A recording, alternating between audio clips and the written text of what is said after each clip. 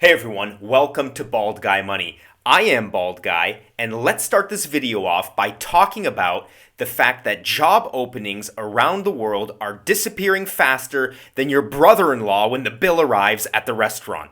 Now, US job opening data, which you can see here on the screen, made headlines last week because they came in way below estimates as we slowly inch closer to pre-C19 level numbers.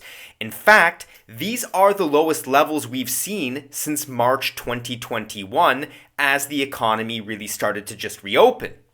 And what's maybe most alarming about this is that the amount of job openings is getting very close to the number of people looking for jobs in the market. And that number is officially 6 million, but is likely higher. Some estimates actually have it around 8 million, with only 8.7 million jobs to satisfy those people. But this isn't something that is exclusive to the USA right now. Job markets around the world are softening. I am sure my international viewers will agree with that. Let me know in the comments. And to illustrate that, here is some data from the UK and Australia. Greetings to all of my viewers there, showing exactly the same story as in the United States. Job openings are in severe decline. And what this tells us is, despite mainstream media attempts to make you believe in the narrative of a weaker labor market increasing the chances of a soft landing, the truth is that employers are becoming more pessimistic about economic conditions and are becoming more reluctant to hire. This is why they are choosing not to open new positions or are closing existing positions that they were looking to hire for before.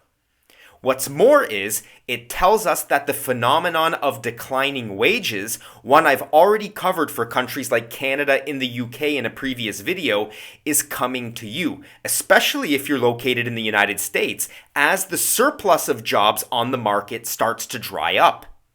So don't be fooled by the latest unemployment numbers that tout a resilient job market, because all indicators point towards a globally weakening labor market, and the latest US numbers are likely skewed due to government hiring, which are the least productive jobs an economy can add. Those are the worst jobs an economy can add, as well as a temporary increase in manufacturing driven by the return of many auto workers in the aftermath of the UAW strike.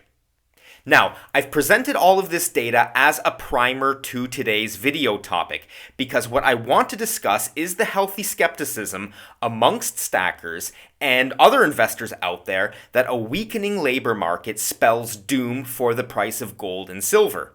So the first thing we're going to cover is the correlation of gold and silver prices to unemployment levels. And once we've established how they're related, I want to cover what I think we can expect in 2024, as 2023 is nearly done now. Just before we get into it, if you're in the USA and looking to buy the latest dip in gold and silver, please check out channel partner Pimbex. They've got Silver Eagles back around $28 a piece right now. So if you're a buy the dip kind of person, I am a buy the dip kind of person, by the way, I will leave the link to this great deal in the video description for you. And if you want to see what other great deals they've got, go to their website at pimbex.com. And remember, you can also reach them at the phone number on the screen. And that's a reminder for people who are interested in getting some help with a gold or silver IRA. They will answer all of your questions, as I've said in the last two videos. Just be sure to tell them, please, that you came from the Bald Guy channel. So, getting back to the main topic for this video, what happens to the price of metals when unemployment is high? And what happens to the price of metals when unemployment is very low?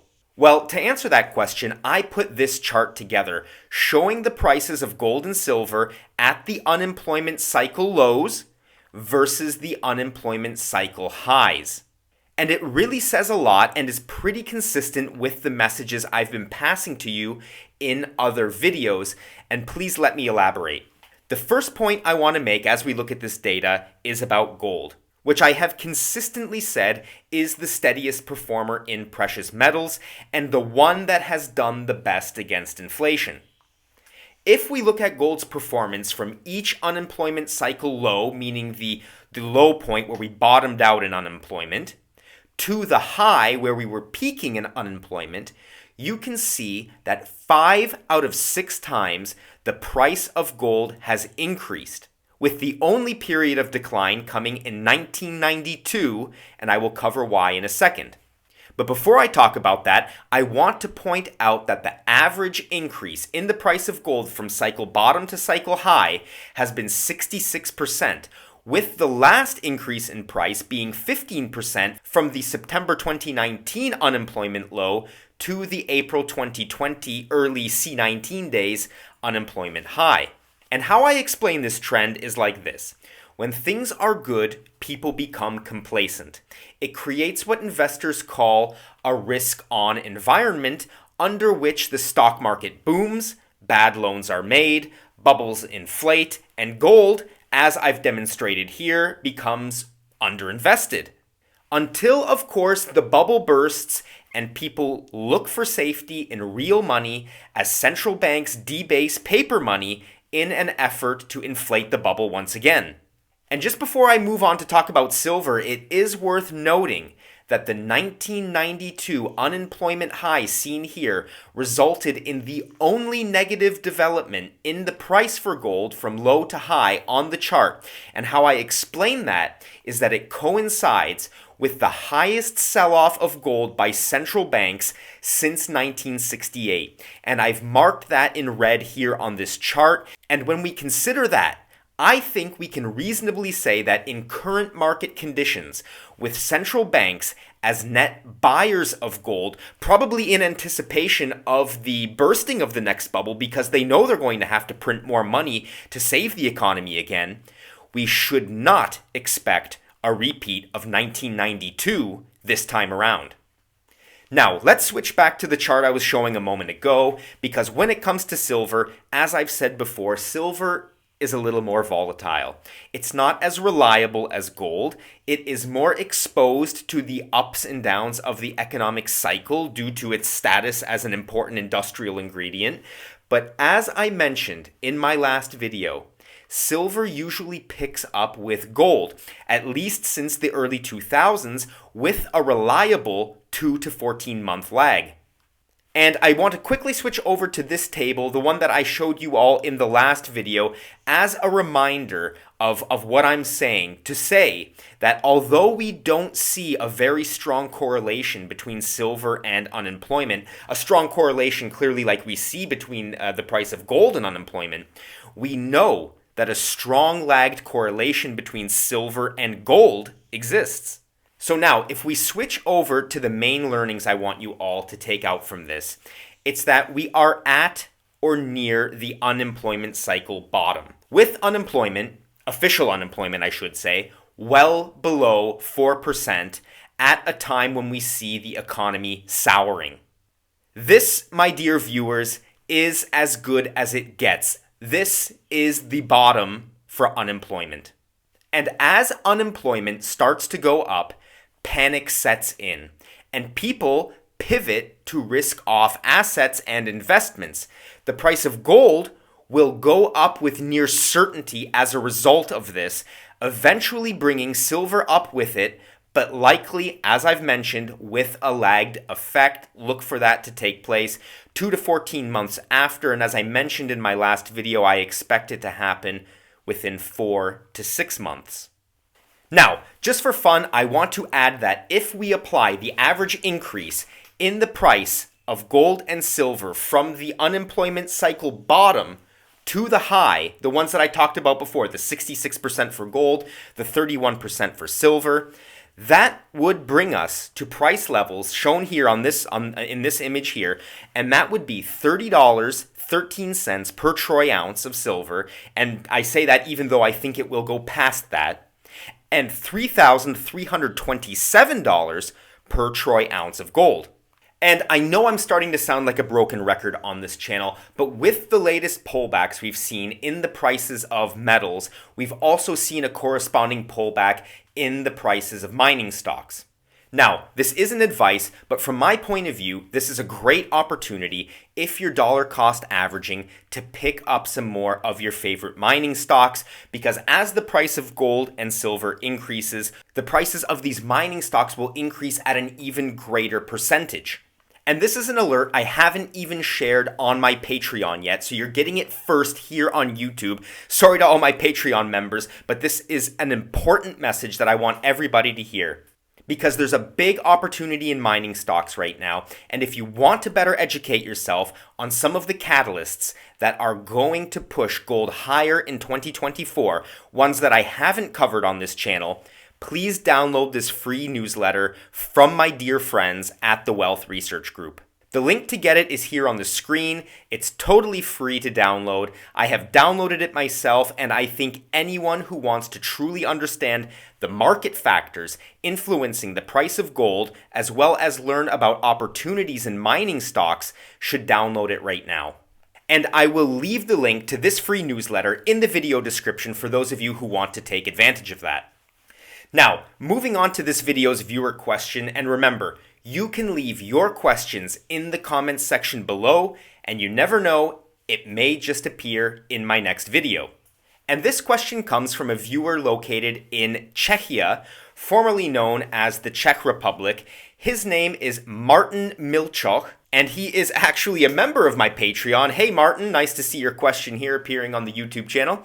Martin wants to know, based on what do I pick my gold miner stocks?